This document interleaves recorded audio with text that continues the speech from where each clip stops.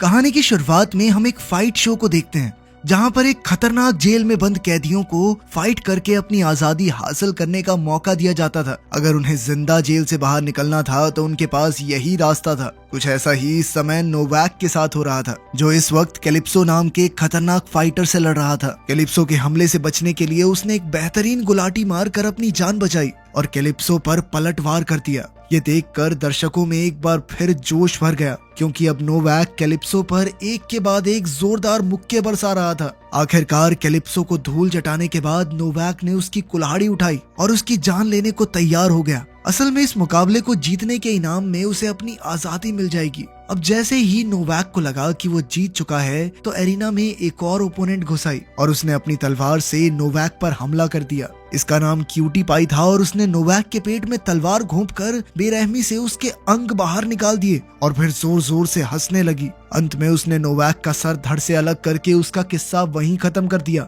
इसके बाद हम लूक बेंडर नाम के कैदी को देखते हैं जिसे 200 साल की सजा हुई थी और उसने अब तक 10 साल जेल में काटे थे। उसे कुछ ऑफिसर्स ने अपने ऑफिस में बुलाकर पूछा कि क्या उसे लगता है कि उसने अपने जुर्म की सजा भुगत ली है, मगर लूक उनकी बातों में नहीं आया और उसने कहा कि वो सोसाइटी में रहने लायक नहीं है। इस तरह वो फाइट शो में हिस्सा लेने वाले कैदियों की लिस्ट से बाहर हो गया और उसे अपने सेल में वापस भेज दिया गया। इसके बाद ऑफिसर्स के सामने आर्तुरो पेरेज नाम का एक कैदी आया जिसे उम्र कैद की सजा मिली थी, पर अब तक उसने सिर्फ 15 साल जेल में बिताए थे। वो 57 लोगों को मारकर जेल आया था, मगर फिर भी उसने कहा कि उसके मुताबिक उसकी सजा पूरी हो चुकी है। तब ऑफिसर्स ने उसे आजादी पाने का मौका दिया, जिसके बाद आर्तुरो फाइट एरिना में लड़ने को तैयार हो गया। उस रात लूक अपनी फियांसे आरियाना की तस्वीर देख रहा था तो उसे ऑफिसर्स का दिया हुआ ऑफर याद आया, क्योंकि अगर वो आरियाना को नहीं खोना चाहता तो बस यही एक तरीका था। खैर, फिर हम देखते हैं कि अगले हफ्ते आर्तुरो के अलावा 9 और कैदी एरिना वॉर्स में हिस्सा लेकर अपनी आजादी पाने वाले थे। जैसे ही प्रोग्राम शुरू हुआ तो सैमसन और मोजेस नाम के आदमियों ने दर्शकों को आज के ग्लैडिएटर्स से मिलवाया।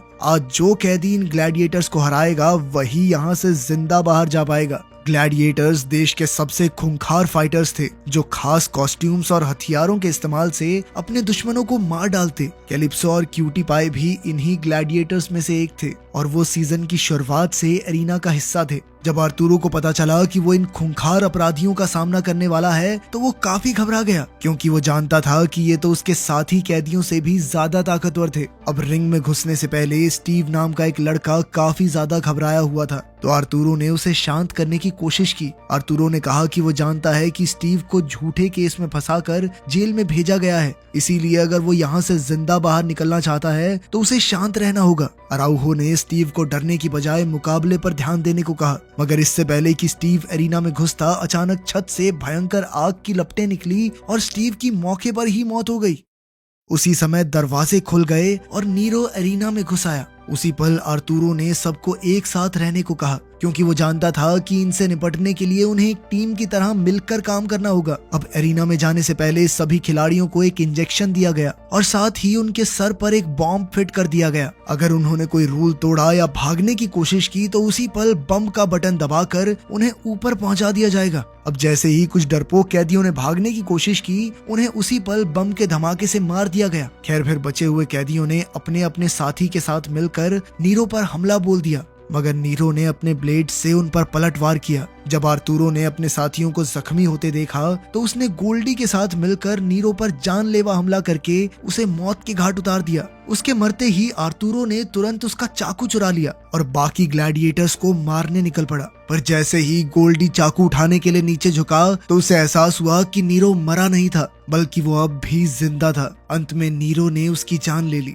उधर जब आर्तुरो ने दर्शकों के चिल्लाने का शोर सुना तो वो समझ गया कि नीरो अब भी जिंदा है। अब वो तुरंत छुप गया ताकि वो नीरो पर अचानक हमला कर सके, मगर जैसे ही वो नीरो की जान लेने वाला था तो अचानक काउंटर स्ट्राइक नाम के एक फाइटर ने वहां आकर उसे मुकाबले के लिए ललकारा। उनके बीच जबरदस्त हाथापाई शुरू हो गई, मगर अंत में काउंटर स्ट्राइक ने उसे दीवार पर पटक दिया, जहां से मीट वैगन ने उसे जकड़ लिया। इधर ग्लैडिएटर्स एक एक करके सभी कैदियों को मौत के घाट उतार रहे थे। जब दर्शकों को इन कैदियों के जुर्मों का कच्चा चिट्ठा मिला तो उन्होंने इन कैदियों के जीतने की उम्मीद ही छोड़ दी। इसी वजह से लोगों ने सट्टा लगाना काफी कम कर दिया। तो इस शो के मालिकों ने कुछ नया करने की सोची। उन्होंने सोचा कि वो किसी हीरो जैसे कैदी को फाइट में लाएंगे, जिससे दर्शक फिर से शो में दिलचस्पी लेने लगे। आखिरकार उन्होंने लूक का क्रिमिनल रिकॉर्ड देखकर उसे इस काम के लिए चुना। इसके बाद लूक को ये शो चलाने वाली कंपनी के सीईओ बडाना के पास लाया गया। बडाना ने अपने सिक्योरिटी गार्ड को लूक की ताकत आजमाने का हुक्म दिया। जैसे ही उन्होंने लूक पर हमला किया तो लूक ने अपनी ताकत और स्किल्स की मदद से बड़ी आसानी से 2 हट्टे कट्टे सिक्योरिटी गार्ड्स को धूल चटा दी। उसकी फाइटिंग स्किल्स देखते ही बडाना समझ गया कि शो के लिए वो बेहतरीन खिलाड़ी है। असल में लूक एक मरीन ऑफिसर हुआ करता था, जिसके बॉस ने उस पर झूठा इल्जाम लगा दिया था और उसे 200 साल की सजा हुई थी, यानी वो जिंदा तो बाहर नहीं निकलने वाला। हालांकि उसे झूठे केस में फंसाया गया था, पर फिर भी लूक ने एरिना वॉर में हिस्सा लेने से साफ इनकार कर दिया। मगर बडाना ने कहा कि वो हाँ ना करने के हाल में नहीं है, क्योंकि कोर्ट ने उसे जानलेवा इंजेक्शन देकर फांसी देने की बात कह दी है। अब लूक के पास सिर्फ 2 रास्ते थे, या तो वो एरिना में हिस्सा लेकर आजाद होकर अपनी फियांसे से मिल सकता है, या फिर उस जानलेवा इंजेक्शन को अपने पिछवाड़े में ठुकवा के मौत को गले लगा सकता है। अब लूक के पास अपनी फियांसे से मिलने का यही एक रास्ता बचा था और उसने इस मुकाबले में हिस्सा लेने का फैसला कर लिया। फिर अगले हफ्ते वो बाकी के 9 कैदियों से मिला जो उसके साथ इस फाइट में शामिल होंगे। जब वो सब एरिना वॉर्स हेडक्वार्टर्स की ओर जा रहे थे तो लूक की मुलाकात खान नाम के कैदी से हुई, जो ड्रग्स की तस्करी करता था। खैर, फिर कैदियों को मेडिकल टेस्ट के लिए ले जाया गया। वहीं दूसरी ओर ग्लैडिएटर्स को अगली फाइट के लिए तैयार किया जा रहा था। दरअसल पिछली फाइट में आर्तुरो और गोल्डी ने नीरो को बुरी तरह जख्मी कर दिया था। अब उसे मेडिकल लैब में लाकर डॉक्टर हराटा का बनाया एक इंजेक्शन दिया गया। असल में इस इंजेक्शन में खतरनाक ड्रग था, जिसकी मदद से ग्लैडिएटर्स के बॉस उन्हें अपने इशारों पर नचाते थे।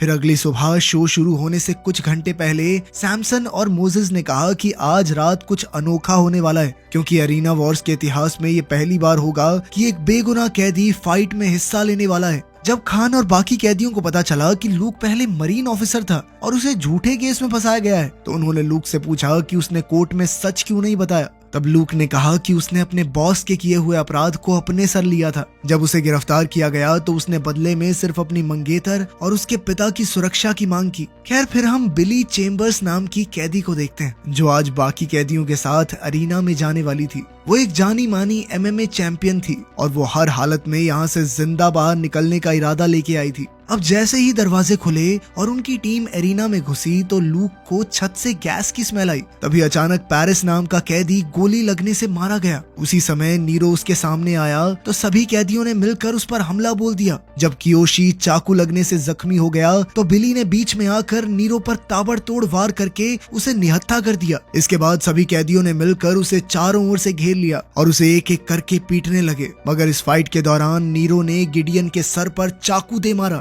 और अचानक सब डर के मारे पीछे हट गए। उसी समय लूक सामने आया और उसने कैमरामैन को ही पीट दिया, क्योंकि वो फाइट के बीच में आ रहा था। इसके बाद लूक ने नीरो को अकेले मुकाबले के लिए ललकारा तो नीरो ने उस पर जोरदार हमला किया, मगर लूक ने कुछ ही समय में उसे भी धूल चटा दी। जब वो जमीन पर बेहोश पड़ा था तो लूक ने उसके पास जाकर उसका मास्क उतारा, मगर उसकी आत्मा उसे नीरो का कत्ल करने से रोक रही थी। उसकी हिचकिचाहट देखकर जोन्स आगे बढ़ा और नीरो का काम तमाम कर डाला। इसके बाद उनकी पूरी टीम अगले एरिना की ओर बढ़ी, जहां उनका सामना काउंटर स्ट्राइक से था। उसने खान को गर्दन से पकड़कर ऊपर उठा दिया। जब लूक ने देखा कि उसके साथी की जान खतरे में है तो उसने उसी पल काउंटर स्ट्राइक पर जोरदार वार किया, लेकिन काउंटर स्ट्राइक के खास सूट की वजह से उसकी ताकत कई गुना बढ़ चुकी थी, जिस वजह से वो अपने पास आने वाले हर एक कैदी को बुरी तरह जख्मी करके फेंक देता। जब एलिस ने काउंटर स्ट्राइक को अपनी ओर आते देखा तो उसने अपने एक जख्मी साथी को उसकी ओर फेंक दिया, मगर काउंटर स्ट्राइक ने अपनी बाजू से उस कैदी का पेट चीर डाला। इस जानलेवा हमले के बाद काउंटर स्ट्राइक ने एलिस के करीब जाकर उसकी गर्दन मरोड़ दी।